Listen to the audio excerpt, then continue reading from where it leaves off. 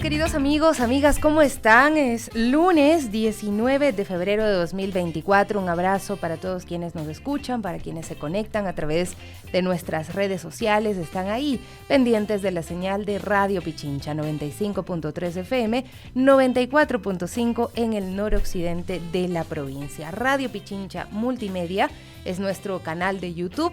En Facebook también nos ubica como Radio Pichincha y por supuesto en Twitter, también X, la red social X, antes Twitter.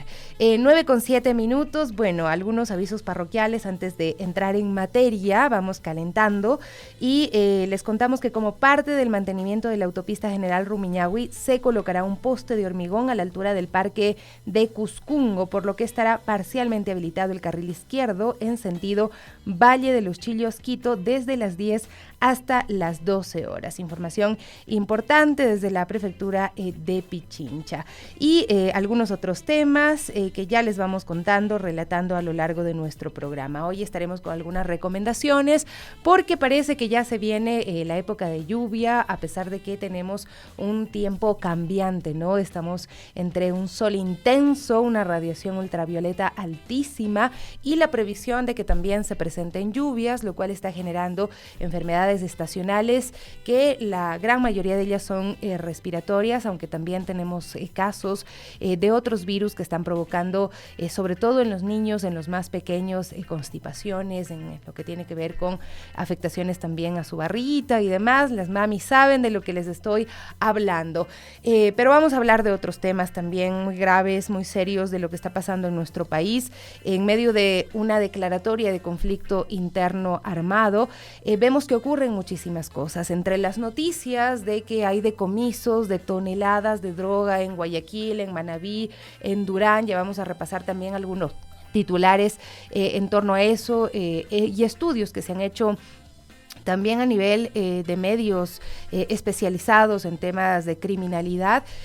También vemos todo el tiempo que dicen se ha detenido a 100 personas, más de 9,000 operativos, un montón de cifras que luego al aterrizarlas a la realidad vemos que tienen también una serie de inconsistencias sobre todo porque lastimosamente siguen ocurriendo hechos muy dolorosos que tienen que ver con la violencia estructural que vive nuestro país, como el asesinato de una pequeña niña de 8 años, en el caso de Dana, como los asesinatos que ocurrieron también meses atrás y que fueron recientemente revelados de estas niñas en Carchi y su mamá también, y de lo cual ya se hablaba, ¿no? Pero nos da cuenta de que lo estructural nos está previniendo, lo estructural nos está atacando y tenemos una sociedad sumamente violenta.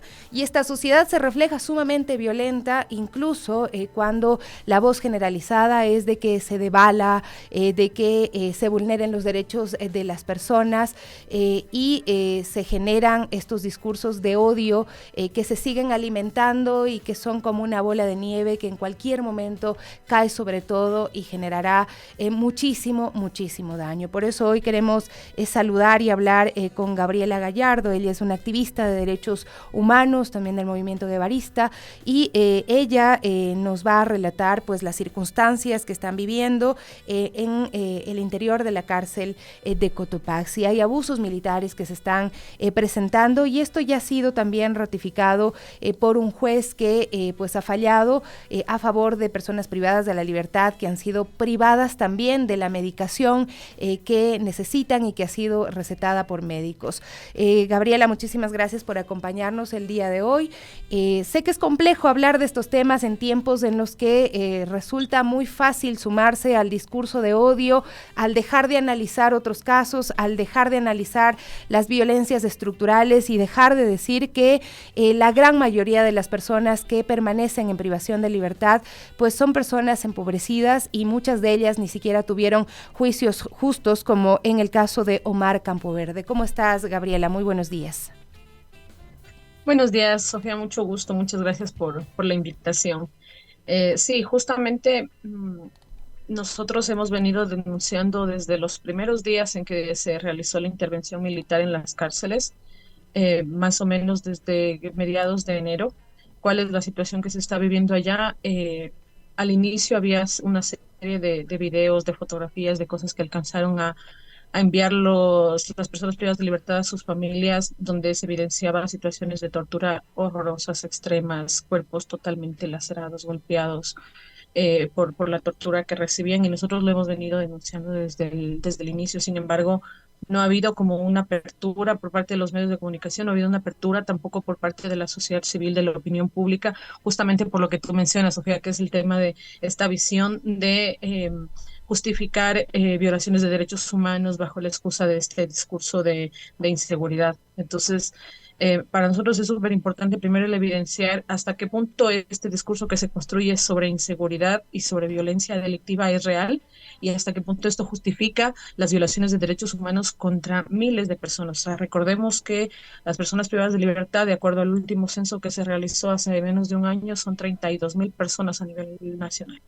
Pero además no solo se dan al interior de las cárceles, sino también están sucediendo en los barrios populares. Al final de cuentas estamos hablando de un proceso de criminalización de la pobreza, de racialización del delito, de un montón de cosas que atentan contra los derechos de personas que son inocentes. Me refiero a que cuando una persona es detenida en un barrio o en cualquier lado, en una calle, por cualquier situación, esa persona es inocente hasta cuando no haya tenido un proceso judicial justo, con todas las condiciones y las garantías del debido proceso, las garantías constitucionales, y una vez que ha sido declarado culpable, apenas se lo puede justificar la prisión. Se puede justificar la privación de derechos que están vinculados justamente a la privación de libertad, que tiene que ver con la libre movilidad.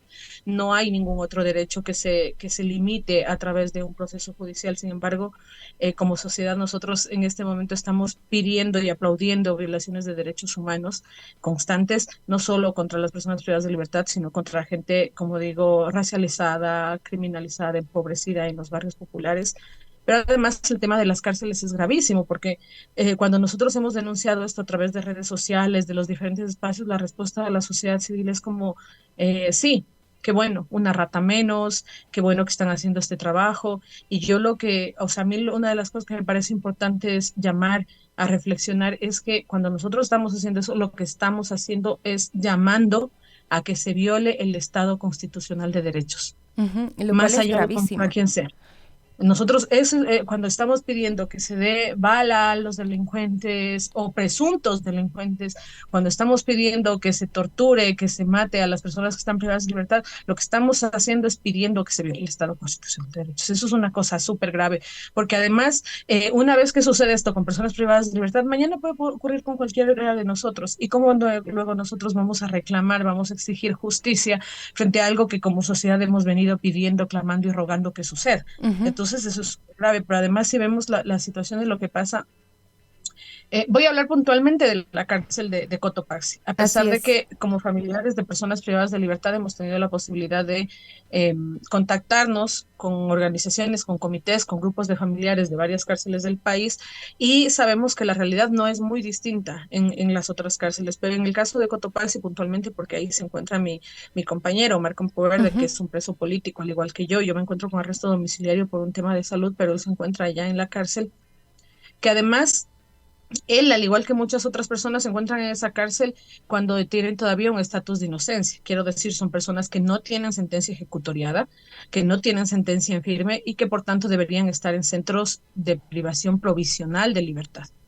Recordemos que la cárcel de Cotopaxi es una cárcel de máxima seguridad que no cuenta con un centro de privación provisional de libertad. Aún así, Omar y una serie de otras personas, más o menos 2.000 personas en el mes de septiembre, fueron trasladadas desde la cárcel del Inca, la mayoría o muchos de ellos sin sentencia ejecutoriada, a esta cárcel de máxima seguridad, donde ahora, luego de la intervención, han sido víctimas de una serie de torturas, de tratos crueles y inhumanos que atentan contra toda normativa constitucional, contra todos los tratados internacionales de los cuales el Ecuador somos signatarios y por tanto tenemos la obligación de cumplir, y contra el mismo principio de humanidad. Gabriela, pero además tú estás anotando algo súper importante, ¿no? Es que las personas que están en los centros de privación de libertad del país no todas tienen sentencia, esto es un punto importante. Y otro punto también tiene que ver con toda la violencia que ya se venía viviendo en las cárceles, ¿no? Las personas que están privadas de la libertad han sobrevivido a matanzas dentro de las cárceles del país. Y quienes han sido víctimas de estos hechos, precisamente han sido las personas que evidentemente no podían defenderse, que simplemente están metidas en este sistema que no presta ninguna garantía y que tampoco diferencia entre las personas que están acá. Hemos visto que han sido asesinados defensores de derechos de la naturaleza, por ejemplo, como el caso de Víctor Guayas. Hemos visto chicos que tenían una sentencia por microtráfico por portar 17 gramos de marihuana, como en el caso de este joven González, también en la ciudad de Guayaquil, que él además ya había cumplido su sentencia y simplemente porque no había recibido su boleta de excarcelación, pues no lo permitieron salir y estuvo como 5 meses más hasta que ocurrió la matanza, una de las matanzas más graves en la penitenciaría en Guayaquil, y fue víctima también. Es decir, las personas privadas de la libertad ya estaban siendo sometidos a hechos de violencia que se estaban generando por parte de las bandas organizadas que también controlan las cárceles, pero ahora están siendo sometidas a violencia estatal. Es decir, solamente cambian los agresores dentro de las mismas cárceles del país. O sea, yo creo que ahí es importante algo que yo siempre he dicho y que muy poca gente lo sabe, especialmente a través por el tipo de discursos oficiales que se dan, y es que las personas privadas de libertad, si bien es cierto, han sufrido situaciones de violencia extremas como son las masacres carcelarias, pero al mismo tiempo sobreviven a violencia por parte del Estado todos los días. Todos los días. Yo mismo estuve en la cárcel de Cotopaxi, estuve 3 meses antes de poder recibir mi habeas corpus, y es una cárcel en donde no existen condiciones de vida no solo no dignas, sino ni siquiera medianamente aceptables. Estamos hablando de una cárcel en donde existe una invasión enorme de ratas, enorme. Realmente no estamos hablando de 10, de 20, de 100 ratas, estamos hablando de miles de ratas, en donde no existe agua potable, en donde el agua se brinda 2 horas al día y además en llaves generales que la mayoría de personas tiene que cargar las 2, 3 pisos para poder tener agua.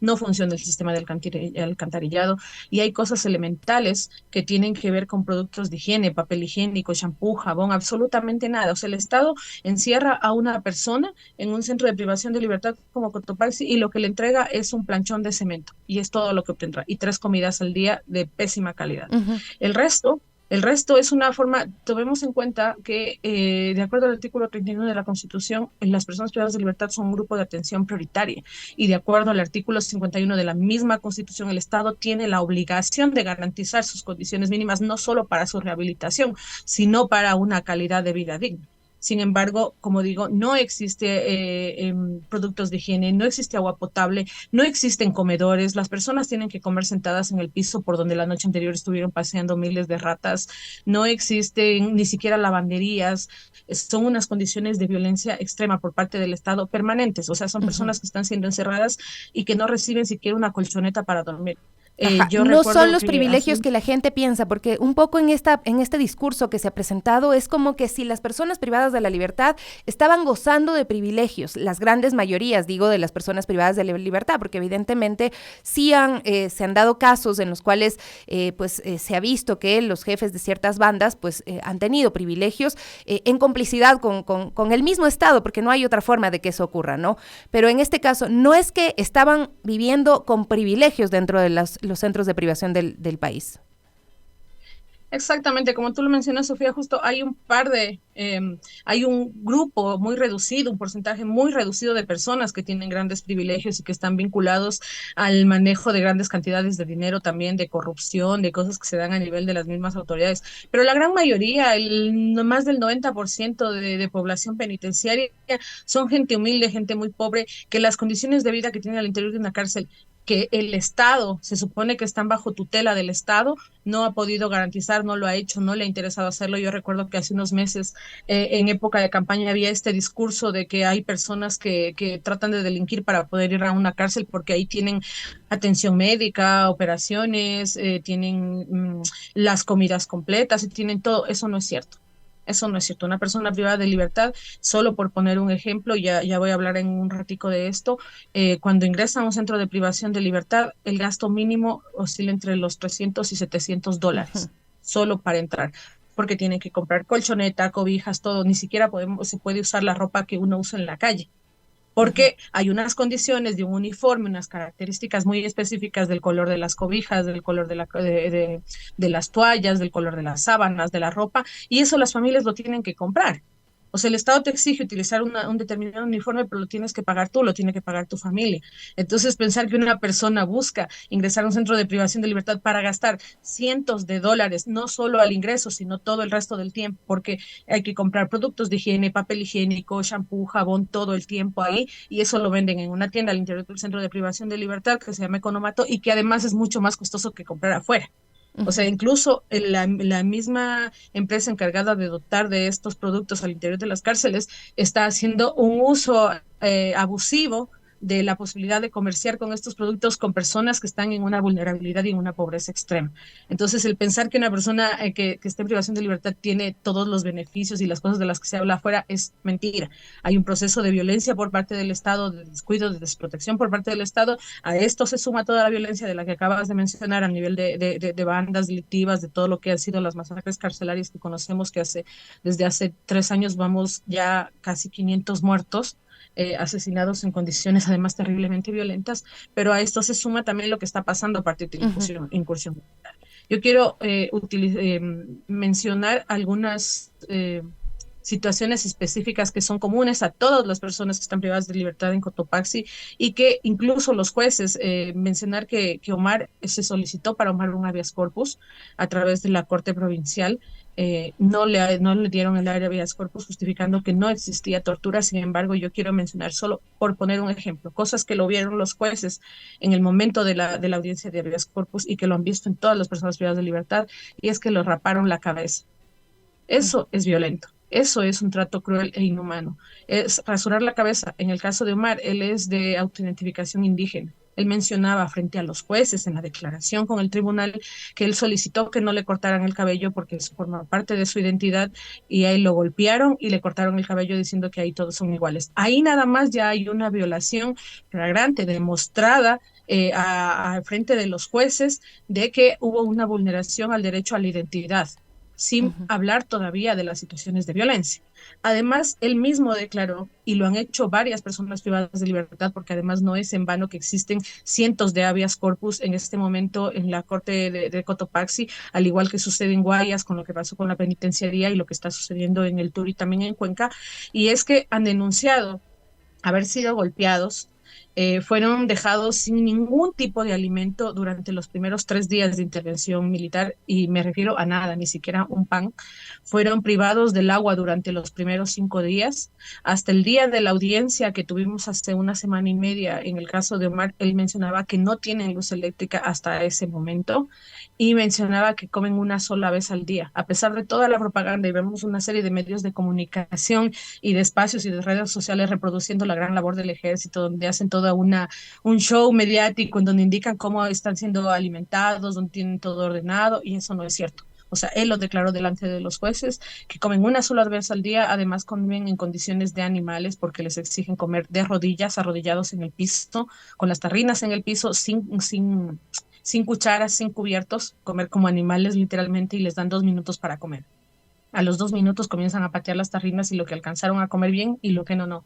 Y de vuelta a palazos, a las celdas, golpes todo el tiempo. Existe un tema de privación del sueño porque cada hora golpean las puertas que son de metal. Levántense, enumérense, vayan a dormir de nuevo. Eso es un tema de privación de sueño porque lo están haciendo todas las noches.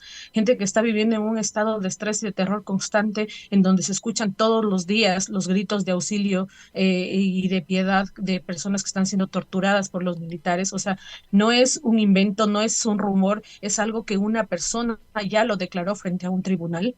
y que no fue la única, o sea, hay docenas de habeas corpus que se están tratando en este momento en la Corte Provincial y que ha sido declarado por muchas personas cuál es la situación de violencia que están viviendo, tortura. Estamos hablando de verdaderos campos de concentración.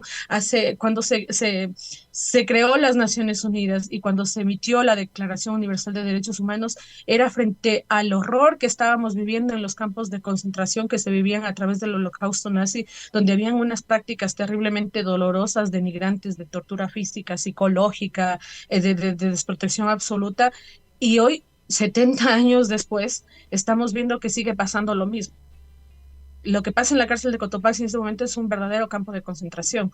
Personas rasuradas la cabeza, personas que han sido deshumanizadas totalmente, que son tratados como animales, que no reciben alimentación, que no reciben atención médica, que no durante los primeros 10 días por lo menos de intervención no recibieron siquiera sus medicinas. En el caso de Omar puntualmente él tiene hipertensión, entendiendo que una persona que sufre de este tipo de condiciones tiene, o sea, puede tener una vida absolutamente normal siempre y cuando reciba todos los días su medicación, sabiendo que cuando no recibe su medicación, una subida extrema de depresión puede desembocar en un infarto, en un paro cardíaco, en un aneurisma cerebral, en un montón de situaciones que ya llegan a complejizar o sea, que ya ponen en peligro la vida propiamente, ¿no? Entonces, yo digo, o sea, y reflexionemos, esto es lo que estamos aplaudiendo. Estamos aplaudiendo los mismos tratos que se dieron en el Holocausto nazi hace más de 70 años y los cuales fueron la motivación para que todo el planeta horrorizado por este tipo de actos cree las Naciones Unidas y cree la Declaración Universal de Derechos Humanos. Y hoy, más de 70 años después, estamos aplaudiendo que esto esté pasando dentro de los centros de Ujú. privación de libertad.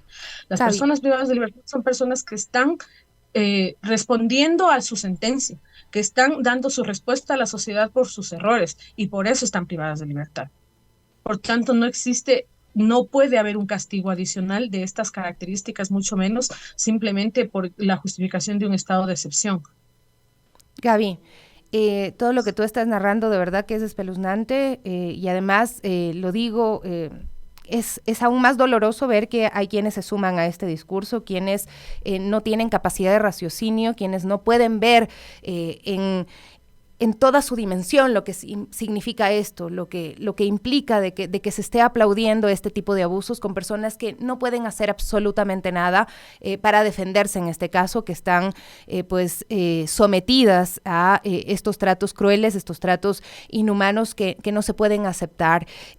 Tenemos más del 40% de las personas, ese es el dato, más del 40% de las personas que están en los centros de privación de la libertad no tienen sentencia. Nosotros aquí hemos visto casos, hemos revisado casos con madres que dan cuenta de que incluso no tuvieron una defensa justa y que por ahí algún fiscal, algún abogado hasta les dijo en alguna ocasión, yo sé que su hijo es inocente, pero no puedo hacer absolutamente nada porque no tengo el tiempo, no tengo los recursos y pues por la fuerza de las circunstancias tiene que pagar una pena, una sentencia, ¿no? Entonces hay personas que incluso están sin sentencia, muchos otros que están sentenciados también injustamente, y sí también están quienes han cometido crímenes muy fuertes que obviamente no los estamos validando y no estamos apoyando que esto se cometa en nuestro país, ¿no? Pero hay también esta realidad que no se puede aceptar. Después de este habeas corpus que presentaron y que no fue aceptado, y la otra sentencia, en cambio, que sí dice que los militares han cometido abusos, excesos con las personas privadas de la libertad por privarles de medicamentos, ¿qué cambia o no está cambiando nada? O simplemente todas las acciones que se hagan por parte de los defensores de derechos humanos están quedando en la nada. Bueno, yo creo que una de las cosas que también es importante denunciar y que justamente responde de alguna manera a lo que me estás preguntando es, en el caso de Cotopaxi, por lo menos, nosotros al día de hoy, ninguna de las familias puede acceder a su familiar privado de libertad. Es decir, nosotros al día de hoy no podemos saber si de alguna forma estos habeas corpus, cientos que se han solicitado, esta respuesta de la Corte de Guayas ha dado algún tipo de resultado porque no existe acceso a comunicación con ellos. Estamos hablando de más de un mes en el que ni siquiera los abogados han sido autorizados a visitar. Esa es una violación de derecho por cualquier lado. O sea, una persona privada de libertad tiene todo el derecho a recibir la visita de sus familiares, pero sobre todo de sus defensores, de su defensa técnica. Y en el caso de Cotopaxi, y creo que de la mayoría de cárceles que están siendo intervenidas, ni siquiera sus abogados han podido contactarse con ellos. Si nosotros, o sea, nos encantaría poder decir que a partir de estas decisiones, a partir de la difusión de medios y todo esto, algo ha cambiado, pero no tenemos ni idea, no tenemos ninguna certeza porque no sabemos siquiera si nuestros familiares están vivos. Esa es la realidad. Para la mayoría de personas ni siquiera tienen la certeza de que su familiar esté vivo.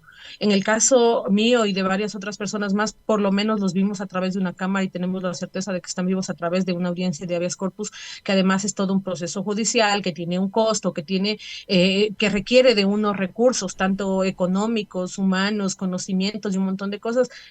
Nosotros hemos podido acceder y estamos hablando de menos de 200 personas que hemos podido verificar que por lo menos están vivos. ¿Qué pasa con las 4.500 personas que viven en la cárcel de Cotopaxi? La mayoría de familiares, nosotros estamos en grupos de WhatsApp donde se han juntado los familiares tratando de tener alguna información, lo que sea, y la mayoría ni siquiera puede decir mi familiar está vivo, porque no saben absolutamente nada. A Qué eso hay fuerte. que sumar, y esto es, tal vez no tiene que ver con tortura, pero sí con un abuso terrible de autoridad. Y es que, por ejemplo, hace unos días nos autorizaron volver a ingresar los kits de higiene que se llaman en las cárceles, que son como estos paquetes de productos de higiene, de cobijas, de ropa, de todo lo que necesita una persona privada de libertad. Y recuerdo que al inicio de la intervención sacaban en los medios de comunicación como un gran mérito todo lo que estaban votando de las personas privadas de libertad y que han controlado la seguridad. O sea, no es cierto. Existen históricamente listas en donde la misma autoridad del SNAI decide qué es lo que puede ingresar o no a una cárcel. Eso incluye calentadores, en el caso de los hombres calentadores azules, en el caso de mujeres licras azules, un pantalón jean por cada persona privada de libertad y bueno, una serie de cosas, de productos de higiene Ujú. que son autorizados y que además para poder llegar a la persona privada de libertad tiene que pasar por 3 y 4 filtros, es decir, no hay forma de que un familiar meta un artículo ilegal. Sin embargo, lo que hicieron fue destruir todo, botar todo, les dejaron un solo terno naranja y toda la ropa y todos los productos de higiene que fueron ingresados legítimamente, legalmente, que fueron costeados y pagados por las familias de las personas privadas de libertad, fueron tomadas por la intervención militar, fueron botadas, se convirtieron en toneladas de basura que, como decían muchos familiares en los grupos, para ellos son basura, para nosotros han sido años de esfuerzo de poder reunir el dinero para aunque sea ingresarles una cobija, una toalla, un pantalón, unas zapatillas. Ujú. Entonces, una serie de cosas y en las que nosotros ni siquiera podemos dar respuesta. Si esto ha cambiado, no sabemos. Esa es la verdad, no sabemos si en estos días están recibiendo un mejor trato, están recibiendo las 3 comidas diarias, no tenemos ni idea porque la realidad es esa, que ni siquiera nos han permitido acceder a nuestros Y tú familiares. mencionas Y eso algo ya es que muy también importante. nos han transmitido otros familiares de personas privadas de la libertad, porque se supone que estos son centros de rehabilitación social. Y una de esas opciones para la rehabilitación social es, por ejemplo, estudiar. Muchas familias haciendo un esfuerzo han podido pagar la matrícula universitaria, pero ahora se les ha limitado la posibilidad de poder rendir exámenes, de poder utilizar una computadora que, como tú dices, había sido ingresada con los permisos, las firmas de responsabilidad por parte del SNAI, ¿no? de quienes están a cargo de los centros de privación de libertad. Sí, o sea, la intervención que se realizó ha sido tan apurada y tan poco técnica, yo digo cero técnica, que ni siquiera tomaron en cuenta los registros de personas que tienen autorización para tener computador. No son pocas, o sea, son muchas personas gracias a algunas iniciativas privadas, de universidades privadas que entregan como la mitad de la beca, bueno, hay diferentes casos, ¿no? Pero personas que están estudiando a la universidad, que están tratando de cambiar sus vidas, que están tratando de tomar un rumbo diferente y en efecto, como tú dices, en la incursión militar quitaron computadoras que eran legales y que probablemente no se las vaya a regresar nunca. Para una persona privada de libertad y un sector humilde, pagar 600, $700 por una computadora no es algo que lo puedas hacer todos los días, es algo que requiere un esfuerzo enorme, un sacrificio enorme de la familia, de la misma persona privada de libertad para poder estudiar y han sido limitados en eso, no solo porque les quitaron los equipos, sino porque justo estamos en épocas de exámenes, de pruebas, de entregas de trabajos, de reportes y todas estas personas probablemente van a perder el semestre, el año, no sé, el nivel en el que estén, porque que hasta en eso han sido limitados a un proceso de rehabilitación que ni siquiera les ha dado el Estado, sino que ha sido pagado por sus familias. ¿Qué Hasta eso les están esperas, limitando. Gabriela, que pase? ¿Cuáles son, no sé, tus expectativas, viendo además del nivel de violencia y el discurso tan violento que manejan hoy por hoy también los ciudadanos y ciudadanas? Yo creo que lo primero es perder mucho el miedo, porque siento que frente a las constantes agresiones que recibimos quienes estamos en una posición de defensa de los derechos humanos, hay muchas personas que han optado por el miedo o el silencio. Y creo que la única opción es seguirlo denunciando. Primero, eso me parece fundamental, seguir denunciando. Yo todo el tiempo estoy denunciando en X, en redes sociales, y todo el tiempo recibo agresiones terriblemente violentas de que deberían matarme, de que eh, no quiero repetir porque realmente es súper violento, Ujú. pero y así lo estamos recibiendo todos los defensores y defensoras de derechos humanos. Sin embargo, creo que lo primero que es nuestra obligación ética, moral, profesional, un compromiso con la vida es seguir denunciando, seguir empujando por un lado y por otro, la expectativa para nosotros, para la mayoría de familias, y ahí ya no me refiero solo a defensores y defensoras de derechos humanos, sino a las familias de las personas privadas de libertad que están en estos grupos que te menciono, es que esto tenga que ir a cortes internacionales. Esa es la expectativa que tenemos, que a través de miles de pruebas, porque no estamos hablando de uno o dos testimonios, de uno o dos fotografías, estamos hablando de miles de pruebas que se han podido recabar durante este más de mes y medio, y es que esto tendría que ir a cortes internacionales y lastimosamente el Estado va a tener que ser sancionado por los crímenes que están cometiendo en este momento, por las violaciones de derechos humanos que están cometiendo en este momento, y quiero creer que eso sea también una lección o por lo menos un reconocimiento para la sociedad civil, para la opinión pública que está aplaudiendo este tipo de hechos, que sepan que no se puede pasar por encima de la ley, que no podemos pedir que a una persona que pasó por encima de la ley luego cometan contra esta persona una serie de actos que van por encima de la ley. Si estamos pidiendo que se respete la justicia y el derecho de las personas, como lo mencionan tantas veces, personas de bien, estamos pidiendo que se respete las leyes en general. Y las leyes están para todos y todas. Y el Estado no puede pasarse por encima de las leyes, así es que no, una de las expectativas que nosotros tenemos es poder ir a cortes internacionales. Existe la suerte de que ya han venido varias comisiones de Naciones Unidas, de la Comisión Interamericana de Derechos Humanos, y que están pudiendo recabar pruebas, testimonios y verificar la situación que se está Ujú. viviendo acá en las cárceles. Y lo que nosotros aspiramos es que quizá no ahora, porque sabemos que los procesos de justicia internacional son muy demorados, pero creemos y estamos dispuestos a luchar hasta el final para que todos estos procesos a nivel internacional se den y para que el Estado sea sancionado y las personas que han sido violentadas sean restituidas en sus derechos y sean reparadas por las violaciones que han sufrido. Esto puede ser un proceso muy largo. Mira tú todo lo que ocurrió en la época, por ejemplo, de León Febres Cordero también, que hoy, pues entiendo, está por inaugurarse un museo de la memoria, ¿no? No entiendo ahí. Me imagino que va a ser medio complicado para el gobierno inaugurar un museo de la memoria sobre los abusos de la época de León Febres Cordero y otros gobiernos, abusos militares, policiales, y tener que enfrentar ese discurso a lo que está pasando hoy precisamente, ¿no? Revisábamos una encuesta de Latinobarómetro hace unos días y mostraba cómo en nuestro país ha ido decreciendo el apoyo a la democracia como un sistema de gobierno, como un sistema de convivencia ciudadana, ¿no? Y esto tiene cifras que se muestran a la inversa con lo que tiene que ver con esta necesidad o exigencia de que se apoyen estos discursos de seguridad desde la violencia, ¿no? Es decir, los ciudadanos están sacrificando en algún punto la democracia por la seguridad, y es lo que genera también lo que está pasando en El Salvador.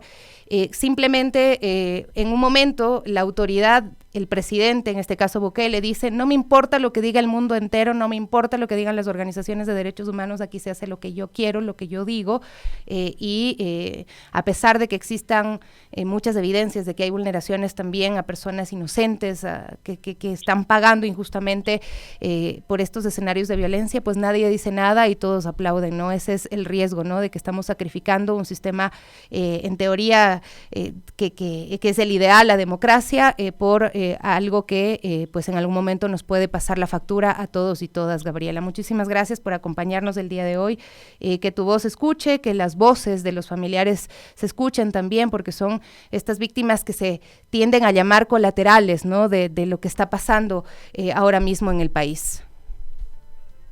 Así, muchas gracias, Sofía, y como digo, vamos a seguir denunciando y hablando lo más alto que se pueda, con la expectativa de que tanto el Estado, el gobierno reconozca los actos que está cometiendo, las vulneraciones y separe esto, pero también de que la sociedad civil y la opinión pública entienda la magnitud de lo que estamos pidiendo. Como tú dices, hay una vulneración al Estado constitucional de derechos, hay una vulneración al sistema democrático del país, y estamos justificándolo en un momento en que ahora es contra personas privadas de libertad, mañana puede ser contra cualquiera de nosotros, justamente respecto a lo que mencionabas de la época de León Febres Cordero.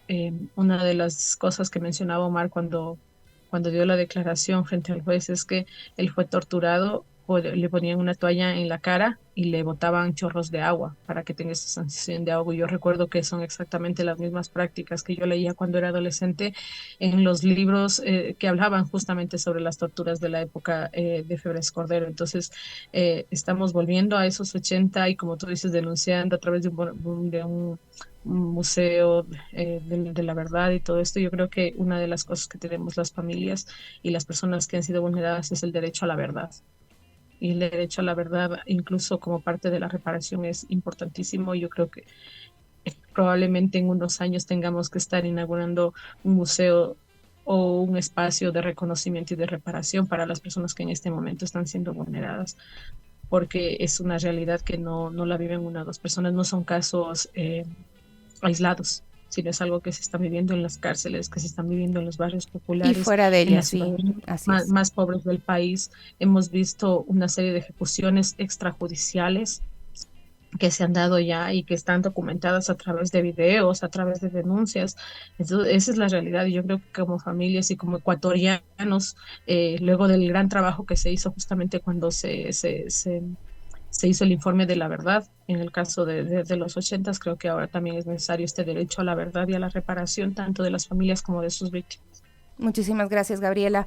Gabriela Gallardo, activista de los derechos humanos, estaba con nosotros narrándonos una situación muy compleja del país, que nuevamente les invito, amigos y amigas, a que lo miremos no solamente como un tema, no sé, que se quede en ese comentario atroz de odio, sino que tiene una profundidad que no le estamos viendo, que no le estamos analizando y que nos puede pasar facturas. 9:46 a.m. Hola, mi Gaby, ¿cómo está? Está ya con nosotros Gaby Cruz, también para hablar sobre distintos temas. ¿Cómo estás? ¿Qué tal el fin de semana? Bien, Sofi, muy buenos días, amigos y amigas de las Warmis. Todo muy bien, gracias. Y bueno, ya estamos listos para arrancar con las noticias de la comunidad nacionales y bueno, también del mundo en este caso. Así es, que tenemos una lo noticia que tiene que ver con los ciudadanos ecuatorianos que también son víctimas de hechos violentos, duros, muy fuertes, y que esa violencia empieza lastimosamente en las condiciones de vida de nuestro país, que obligan a mucha gente a irse a buscar no sé, un mejor porvenir, así es, pero lamentablemente pasan cosas como estos hechos, y es que diversos medios mexicanos reportaron un ataque armado contra camiones llenos de migrantes en una carretera de Sonora, un estado de México, donde en abril de 2023 una banda narco secuestró a 48 ecuatorianos. Y según los reportes de los periódicos de este país, el suceso habría ocurrido la noche del 15 de febrero, cuando los migrantes se dirigían en dos autos en el camino Altar Sarik, con dirección a Nogales, cerca de la frontera con Estados Unidos. Y bueno, en un tramito de la vía fueron interceptados por hombres armados a bordo de vehículos tipo militar, que comenzaron a disparar e incluso incendiaron uno de los vehículos. Y bueno, los ecuatorianos fueron rescatados en una bodega abandonada en México, y producto de este ataque se registraron también 10 heridos, uno de ellos un niño ecuatoriano de 4 años, y también él falleció. Y el resto de viajeros pertenecían a países como Guatemala, República Dominicana, Honduras, Brasil. Y el canal de noticias mexicano Imagen TV señaló que Fuerzas Armadas oficiales llegaron al sitio de la emergencia, pero no lograron detener a ningún sospechoso. Así es, la zona de Sonora en México es un territorio tomada por la banda Los Chapitos, vinculada a los hijos de Joaquín El Chapo Guzmán y que controla el tráfico de fentanilo en la frontera. Esta nueva tragedia ocurre en momentos en que México atraviesa un flujo migratorio sin precedentes y en ese contexto la migración irregular de ecuatorianos a México aumentó en un 220% en 2023 en comparación con el año previo. La mayoría de compatriotas ingresa al país azteca con el objetivo de llegar a los Estados Unidos, ¿no? Las cifras de la migración irregular y también hay mucha gente que puede irse por medios regulares, ¿no? La Embajada de Estados Unidos en Ecuador ha advertido en sus redes sociales que no hay ningún cambio en las leyes de inmigración ni en el control de las fronteras de los Estados Unidos y dicen las leyes de inmigración en Estados Unidos seguirán siendo estrictas, ¿no? Este es un aviso, no solamente se enfrentan a los grupos delincuenciales que trafican con personas, sino también lastimosamente a esta condición tan dura que tienen los estados que hoy por hoy están impidiendo el ingreso de migrantes. Así es, y también que mencionaba este mensaje, no haga caso de las mentiras de los traficantes, no arriesgue su vida ni se gaste miles de dólares en venir a Estados Unidos solo para que lo regresen de inmediato, ¿no? Y también mencionaban, si cruza la frontera de manera ilegal entre puertos de entrada enfrentará graves consecuencias de conformidad con las leyes de Estados Unidos, se les expulsará de este país y enfrentará una prohibición de volver a entrar por un plazo mínimo de 5 años si no se establece una base legal para quedarse. Muy duro. El miércoles 24 de enero de 2024, la canciller Sommerfeld informó que se envió la solicitud formal para que los ecuatorianos en Estados Unidos accedan al estatus de protección temporal, TPS por sus siglas en inglés, pero hay que tomar en cuenta que en 2017 alrededor de 117,000 ecuatorianos dejaron el país en busca de mejores días y lo que se ve hoy por hoy es que se ha incrementado muchísimo la cantidad de migrantes. Al cierre de 2023 fueron más de 330,000 ecuatorianos que abandonaron nuestro país en búsqueda de mejores días que no llegan, ¿no? Porque tenemos casos tan horrorosos como estos que estamos narrando. Tenemos, Gaby, una llamada telefónica, le vamos a dar paso. ¿Cómo está? Buenos días, su nombre, su apellido y desde qué sector se comunica. Buenos días. No. Ya cortó, qué pena. Bueno, muchísimas gracias a quienes están comunicándose con nosotros el día de hoy. Recuerden que también tenemos abierto un espacio para denuncias de la comunidad, qué está pasando en su barrio, en su sector, cuéntenos, ¿tiene algún problema con algún servicio público? Este es el espacio para contarlo. Así es, y bueno, yo creo que ya estamos en contacto con nuestra compañera Evelyn Caiza, que bueno, no sé desde dónde nos acompañaba hoy mi socia. Ya te cuento, en un ratito vamos a salir con el reporte de nuestra compañera Evelyn, porque ella está siguiendo las recomendaciones para estas enfermedades estacionarias que se presentan, ¿no? Por los cambios de temperatura. De hecho, hoy no sé cómo está el clima. Yo tengo calor, pero veo el cielo está nubladito, pero está abrigado, lo cual es también raro en nuestra capital, pero bueno, es importante seguir estas recomendaciones, así que vamos a escuchar a nuestra compañera Evelyn Caiza.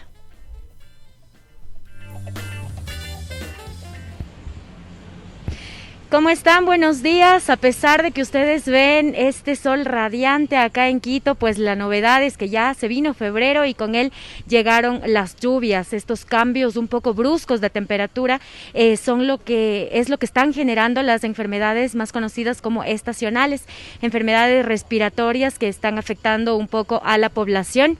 Por esta razón nos hemos trasladado nosotros al Centro de Salud de Las Casas para conversar un poquito con los doctores para ver qué es lo que ellos nos dicen acerca de esto, cuáles son las recomendaciones, por qué también se dan estos cambios bruscos de temperatura y por qué principalmente causan, ¿no?, las enfermedades principalmente respiratorias. Vamos a conversar con la doctora que ya nos está esperando por acá. Doctora, muy buenos días, la doctora Gabriela Zapata. Doctora, hemos venido nosotros a buscarle para saber cómo están las enfermedades respiratorias a propósito del cambio de clima. Como es un comportamiento esperable en todos los años, cuando cambia el clima y hay épocas lluviosas o de frío, las enfermedades prevalentes respiratorias empiezan a subir en su número de aparición. Es lo esperable que se da cada año, sin embargo, el Ministerio siempre brinda el contingente para el tratamiento de todas las enfermedades respiratorias agudas que se van presentando. Cabe recalcar que ha habido leve incremento de casos estos días, sobre todo en la población pediátrica, que el Ministerio ha estado atendiendo. Incitamos sobre todo a la población a acudir a las unidades de salud, por favor no automedicarse. buscar medidas preventivas que se está promocionando también como la vacunación. Estamos todavía en campaña de vacunación de influenza. Doctora, ¿la población pediátrica de qué edad a qué edad va y por qué ellos son los más afectados? La población pediátrica va desde los recién nacidos hasta los niños de 10 hasta 12 años. Son los más afectados porque el sistema de contagio se ve beneficiado sobre todo en las aulas a nivel escolar y porque también son contactos de adultos que están con sintomatología. Sin embargo, no hemos tenido casos graves y son atendidos aquí por el servicio de emergencia y de pediatría también. A este centro de salud, ¿cuántos casos han llegado más o menos de niños y cuántos de adultos con enfermedades respiratorias? El número no es exacto y varía mucho a diario, ¿no? Aproximadamente en la carpa de atención de pacientes respiratorios que aún mantenemos, atendemos de 20 a 25 pacientes diarios. Entonces, de ellos más o menos del 50% o 30% son niños, ¿sí? Entonces, ese es nuestro número que manejamos todavía. ¿Cuáles son estas principales enfermedades respiratorias, además de la clásica tos, gripe? ¿Qué más hay? Normalmente se clasifican como rinofaringitis, faringitis, faringoamigdalitis, muy pocos casos y muy escasos de neumonía sobre todo, o bronquitis. Doctora, ¿cómo está también esto del COVID, del coronavirus? ¿Ya no ha habido casos? ¿Cómo avanza esto? El COVID tiene un comportamiento directamente referido a los días que hemos tenido de festividades sobre todo. En diciembre, por las aglomeraciones, reuniones sociales y todo aquello, los casos subieron hasta la primera semana de enero, máximo la segunda. Desde ahí hemos estado con cifras muy bajas de los casos, 1, 2, hasta 3 en el día, que se mantienen fijos, al menos del mes de finales de enero y inicios de febrero que vamos, están en ese número. ¿Cuáles son un poquito las recomendaciones para cuidarnos? Porque yo pensaba, digamos, cuando está un sol bastante fuerte y comienza a llover, el polvo se levanta. Tal vez eso es un indicio para provocar estas enfermedades, además de claramente las lluvias, las noches muy frías. Más que el polvo, en realidad sí es el cambio climático, cambios bruscos de temperatura que estamos viviendo en la ciudad al momento. Eso permite y favorece la replicación de virus sobre todo y de ciertas otras bacterias. Al tener esta exposición en los niños o en los adultos, pues van a presentar síntomas respiratorios. Lo que recomendamos, y son prácticamente lo que tratamos de promocionar más aún por época de COVID que tuvimos, es que la gente se lave las manos, use mascarilla si tiene síntomas respiratorios, acuda al médico a la valoración necesaria que se dé en ese momento y que también hagamos uso de las medidas preventivas que con tiempo se está promocionando, sobre todo la vacunación. COVID e influenza, el Ministerio sigue promocionando para evitar que los casos sean graves cuando se presenten. ¿Esta vacunación es apta para todo público o quién puede venir a vacunarse? Justo en la entrada veíamos que hay algunos lineamientos. ¿Cuáles son? Sí. Para influenza son grupos que tienen vulnerabilidad. Ejemplo, en los enfermos crónicos, diabetes, hipertensión, artritis reumatoide, todos los adultos mayores, las mujeres embarazadas y los niños desde los 6 meses hasta los 8 años de edad, que fue la medida que se tomó para vacunación de influenza este año. ¿Sí? Eso es todo. Ya. Doctora, sí, finalmente ya reforzar las recomendaciones, ¿no? Acudir, no automedicarse. A propósito también de no automedicarse, ¿cómo está el tema de medicinas? Acá están abastecidos, hay algunas denuncias por parte de los pacientes que no cuentan los hospitales con ciertas medicinas, incluso con ciertos insumos. Al momento el Ministerio nos ha apoyado con todos los insumos que se ha requerido. Estamos con el stock de medicamentos al día, entonces sí hemos podido apoyar en este mes a los pacientes. Ok, doctora, muchísimas gracias. Bueno, pudimos conversar con la doctora Gabriela Zapata, quien nos ha brindado un poco de explicaciones sobre estos cambios bruscos de clima y pues las enfermedades que estos traen. Ya escucharon las recomendaciones de la doctora. Nuevamente, pues volvemos al lavado frecuente de manos, al uso de mascarilla en caso de ya contener alguna enfermedad respiratoria, en caso de tener síntomas, pues es mejor colocarnos la mascarilla, igual en hospitales, en lugares concurridos, como pueden ver acá en el hospital. Algo principal es no medicarse y pues acudir también al médico, a cuidarse mucho, abrigarse, ya saben cómo es Quito, en la mañana tal vez nos estamos muriendo de calor, pero en la tarde ya llevar una chompita gruesa o un paraguas para que no nos sorprendan estas temperaturas frías. Con esta información regreso con ustedes, que tengan un excelente resto del día.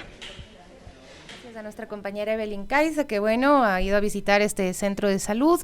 Importantísimo también ver que están acudiendo los ciudadanos y ciudadanas, hay que prevenir, hay que sumarse a las campañas de vacunación y buscar cuidar un poquito la salud. Así es, y como bien dijo, no automedicarnos, buscar atención médica en caso de ser necesario. Y bueno, aquí en Quito, estar ligeritos en la mañana, pero chompita y paraguas en la tarde. Eso hay ya que no llevar, sabemos. y bueno, hoy día no sé, está nublado. Está nublado. Ya volvemos, hacemos una pausa. Ustedes, amigos, gracias por seguir con nosotros, por también dar el debate sobre los temas que estamos abordando. Acá en redes sociales hay algunos comentarios que ya los vamos a revisar más adelante. Mi Gaby, vamos a darle paso a Patricia Solano, administradora general de la Fundación Metro Fraternidad, para que nos cuente el caso de Didier, un niño de 9 años que tiene como una de sus grandes pasiones jugar al fútbol.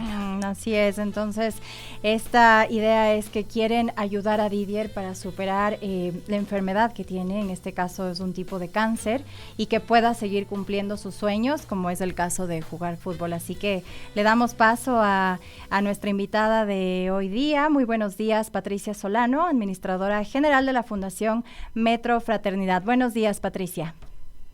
Buenos días, Sofía y Gaby, gracias por este espacio. En efecto, es una cosa terrible pensar que un niño de 9 años que tiene una pasión enorme por jugar al fútbol no puede hacerlo porque hoy está limitado por un tipo de cáncer que puede tener tratamiento. Y es de eso lo que vengo a contarles.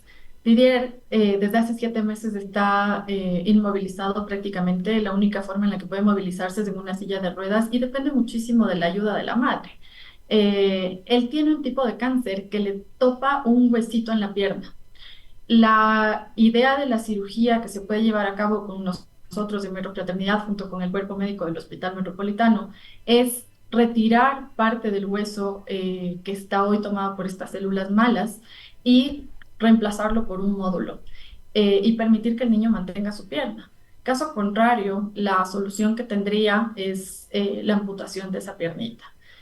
Como les cuento, sería una cosa terrible que un niño de 9 años que puede tener toda una vida para desarrollarse no tenga acceso a esa oportunidad. Pero más bien, si lo vemos desde la forma positiva, hoy podríamos realizarlo si es que juntos aportamos para que la cirugía se lleve a cabo. ¿Cuánto necesita para poder realizarse esta cirugía y cómo podemos aportar quienes tengamos la intención de hacerlo? Bueno, hay una fórmula que hoy se lleva a cabo.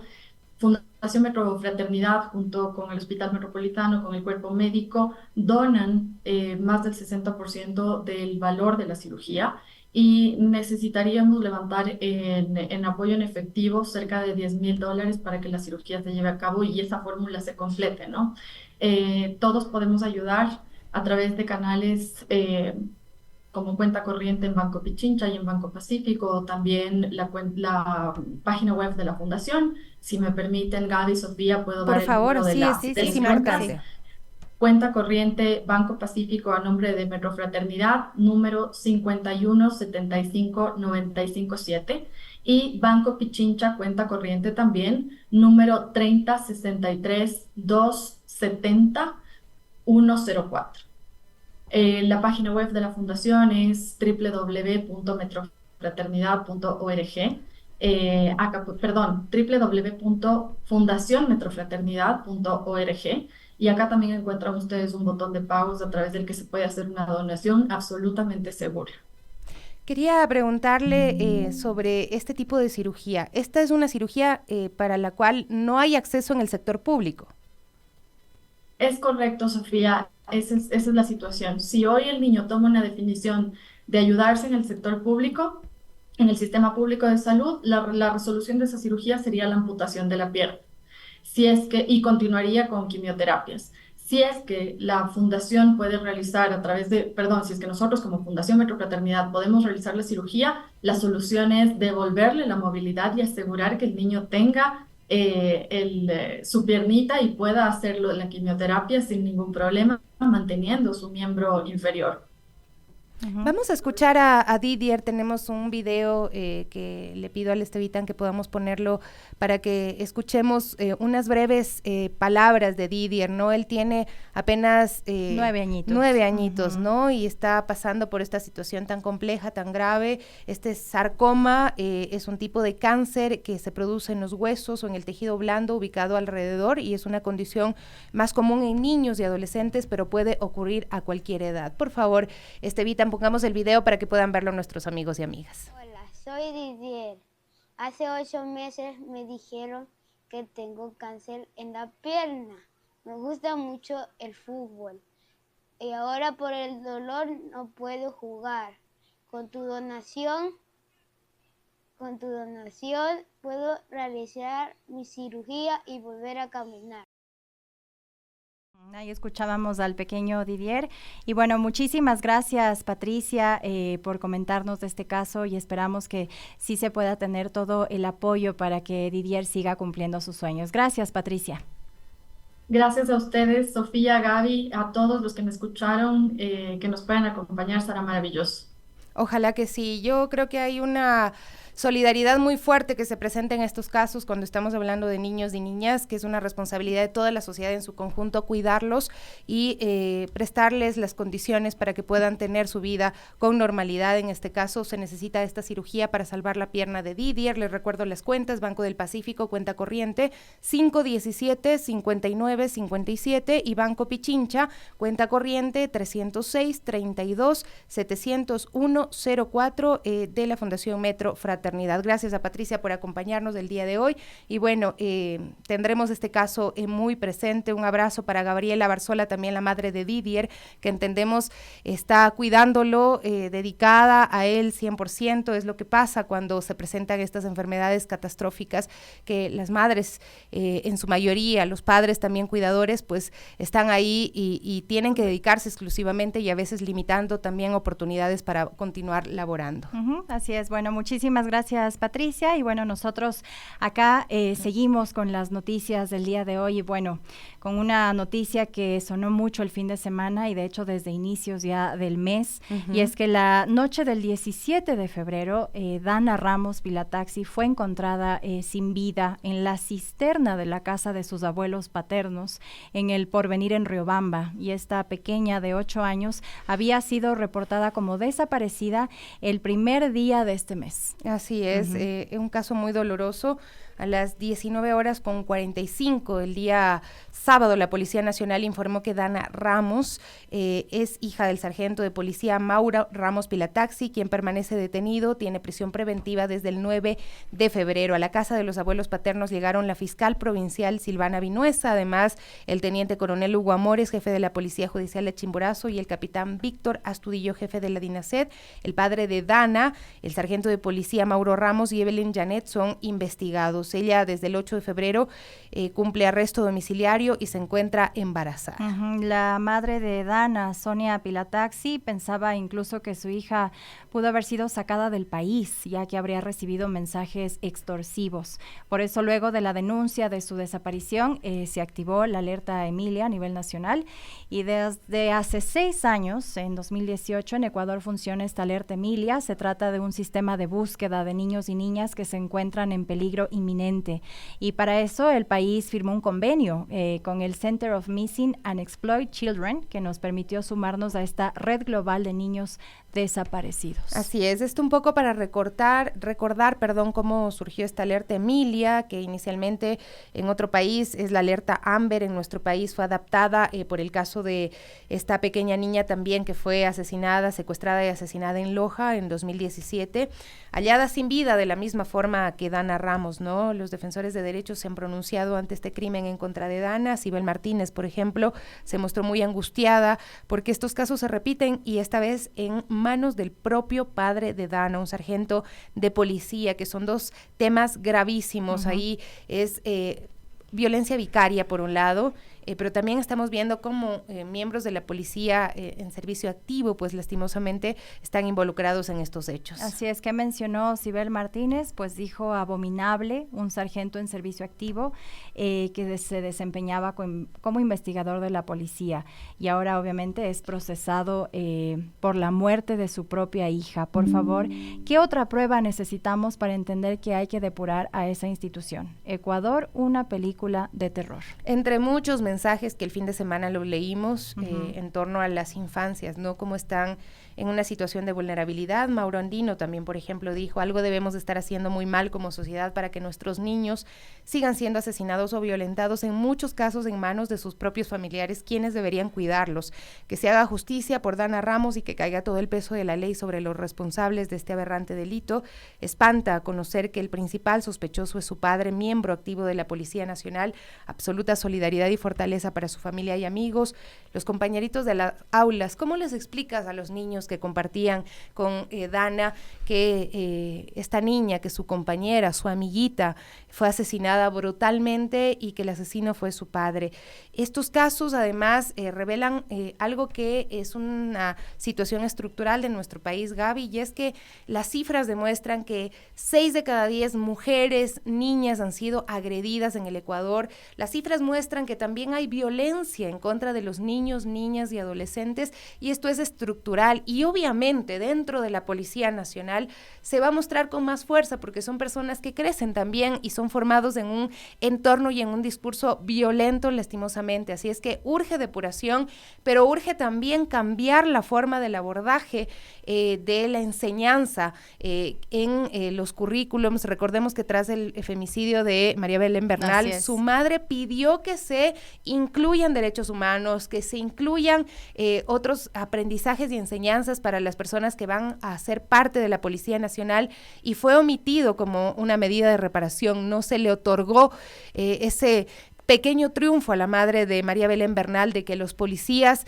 atiendan y estudien sobre derechos humanos, sobre situaciones de género en nuestro país. Y justamente este sería el tercer caso en el que está involucrado un servidor policial, y en este caso en servicio activo.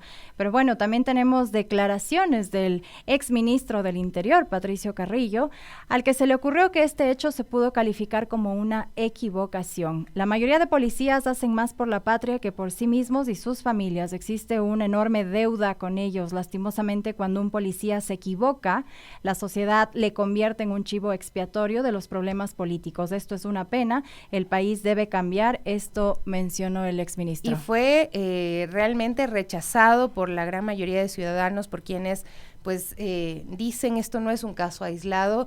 Instituciones como la policía, como las Fuerzas Armadas, tienen que tener también una depuración y otro tipo de formación, porque si pensamos que en nuestro país 6 de cada 10 mujeres han sido violentadas, significa que hay 6 de cada 10 abusadores violentos, y las Fuerzas Armadas, la Policía Nacional no son la excepción. Por lo tanto, al estar ellos recibiendo esta educación que les invita a ser más fuertes, donde tienen armas, donde tienen las herramientas para agredir, si es que así lo quisieran, con más efectividad, pues evidentemente las están usando, y las están usando en contra de las parejas que conviven con ellos, y las están usando en contra de las niñas, en contra de sus propias hijas. Es muy doloroso. También otro dato, según la Policía Nacional en Ecuador, ya no se debe esperar 24 horas para reportar un caso, se debe llamar al 911, aunque madres y padres de familia han denunciado también obstáculos, ¿no? Que es lo que comentábamos en interno con Gaby, que lastimosamente esta alerta Emilia no está funcionando como debería, y luego son los padres de las personas desaparecidas, los familiares, quienes se tienen que encargar de buscarlas, de tener alguna pista. Así es, y bueno, también siempre hemos reiterado este teléfono, lamentablemente muchas veces en estos días, de personas desaparecidas. Pueden, si tienen alguna información, comunicarse al 1-800-3354-86. Y sobre también los femicidas, aquí la abogada Mayra Tirira, aquí en Radio Pichincha, dijo que el Estado debería hacer un mayor esfuerzo por encontrar a los autores de los femicidios, y obviamente también se refería al femicida de Vanessa y sus hijas Briana y Génesis, de estas dos pequeñas que los cuerpos fueron encontrados durante el feriado de Carnaval. Estamos presenciando una sociedad sumamente violenta con las niñas, con los niños, con las mujeres, y en general esta violencia está ahí y no está solamente en los grupos de delincuencia organizada, como algunos pretenden decir. Lastimosamente, estos comportamientos están reproducidos en todos los ámbitos, en todos los aspectos, y en la medida en que nosotros seguimos fomentando estos discursos violentos y seguimos diciendo que hay que ser violentos, estas son también las consecuencias y que lastimosamente las pagan las personas más inocentes. Dana, la memoria de Dana tiene que estar presente, la memoria también de Briana, Vanessa, de Génesis y de muchas más personas que hemos mencionado aquí los casos, que no queden más en la impunidad y que no siga pasando esto, ¿no? Es terrorífico pensar que hoy estamos hablando de esto y mañana no sabemos cada nuevo caso es que además existe. es tan seguido, como bien tú Exacto. lo mencionas, o sea, después del feriado de Carnaval, ya volvimos con la noticia de que se encontraron los cuerpos de Briana y Génesis, y luego una semana después se encuentra el cuerpo de Dana Ramos, temas que además tienen mucha conexión porque se trata de violencia vicaria, se trata de generarle un dolor más profundo a las familias con la utilización de los hijos, de las hijas. En este caso está la madre sobreviviente. En el caso de Briana y Génesis, su madre también fue asesinada, pero entendemos es un acto muy, muy violento y los femicidas siguen libres. Los femicidas no están siendo buscados. Tenemos muchos otros femicidios en la impunidad. Así es que, por favor, a la Policía Nacional también que haga su trabajo, a la Fiscalía en buscar a los femicidas y garantizarles por lo menos justicia a las familias de las víctimas. Así es, y bueno, vamos con otras noticias también, y es que estudiantes y docentes de 896 instituciones educativas ya volvieron a las aulas desde este lunes 19 de febrero a nivel nacional, en esta quinta etapa del regreso a clases presenciales en medio del conflicto armado interno y estado de excepción que rige en el país. El Ministerio de Educación informó que un total de 15.655 instituciones han retornado a clases presenciales, lo que representa más del 97% de los planteles en todo el país. Y bueno, estas son las reglas para la suspensión de clases presenciales por hechos violentos. Las escuelas y colegios que regresaron a la presencialidad recibieron una notificación de los distritos de educación hasta el 18 de febrero. Aquí también tenemos que mencionar que esto también se da por toda esta ola de violencia que vivimos, y nuevamente las víctimas son niños, niñas y adolescentes. El abordaje tiene que ser otro, hay que resolver la violencia estructural. Las instituciones educativas del régimen Costa se encuentran en modo no presencial y se mantendrán en esa modalidad hasta finalizar el año lectivo. Esto informa el Ministerio de Educación, lo tomamos en cuenta, tomamos nota de este tema. 10 de la mañana con 18 minutos. Voy a leer algunos comentarios que nos han estado enviando el día de hoy nuestros amigos y amigas. Gracias por estar conectados. Carmen Marín, saludos desde España, dice, para todo el personal de la prestigiosa Radio Pichincha. Sigan adelante con vuestro gran trabajo, información dentro y fuera del Ecuador. María Chuquilla también nos envía un saludo. María, deme un ratito, ya le consigo el dato. También nos están escribiendo otros mensajes, déjame revisar. Ruth Orbe nos mencionaba sobre la cobertura de Evelyn, donde están vacunando en el Centro de Salud de Las Casas, y bueno, en los centros de salud en general todavía está activa la campaña de vacunación en cuanto a influenza y también entiendo que COVID-19.